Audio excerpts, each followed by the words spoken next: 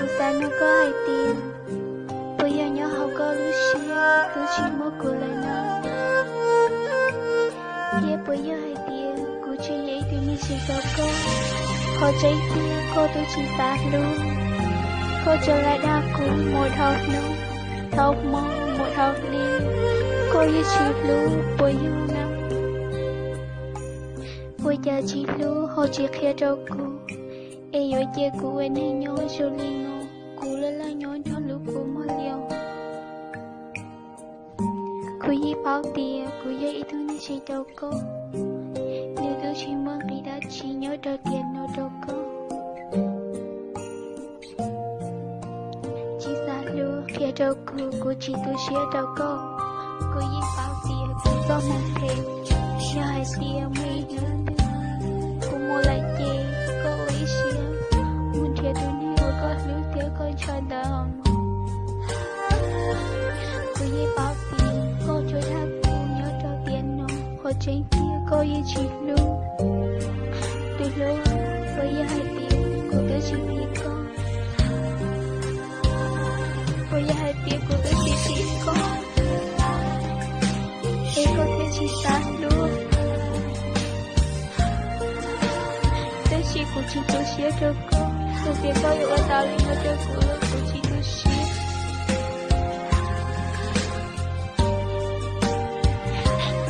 Tôi yêu một lại mà nhớ con nữa. Và có câu mà muốn thiệt tôi nên con luôn. Con kiếm mấy nước tươi. Con muốn thiệt tao đến hệ của con lưu thiệt con nhẹ nó chết. Con chỉ thâu ở đó nếu tôi xế ấy thì khâu ở đó của. Con muốn tôi tao như lịch chứ. Chú con lưu xế còn đi. Lưu nữa nữa. Lưu nào cũng như tôi hiểu con chỉ ta lưu. Chả mấy nữa cứ em. Lưu họ chỉ ta lưu con. Lưu con chỉ ta lưu của. Đi nào cũng không muốn thể gì. Cô yêu quý xế cho con. Tới khi cô yêu chỉ lỡ lấy cứ nào. Chả hãy biết cô yêu con cũng lo lắng.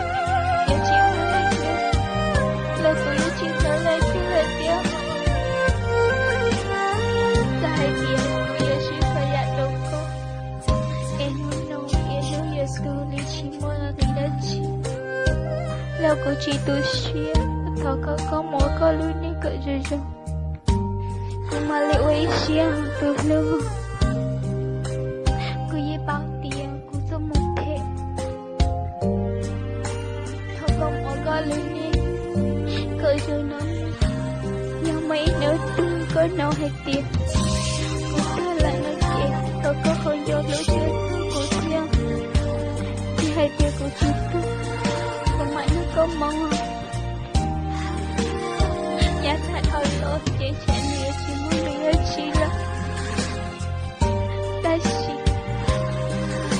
Cô yêu ở chẳng vô cô muốn tốt nấu cười. Cô yêu chỉ vô cô là.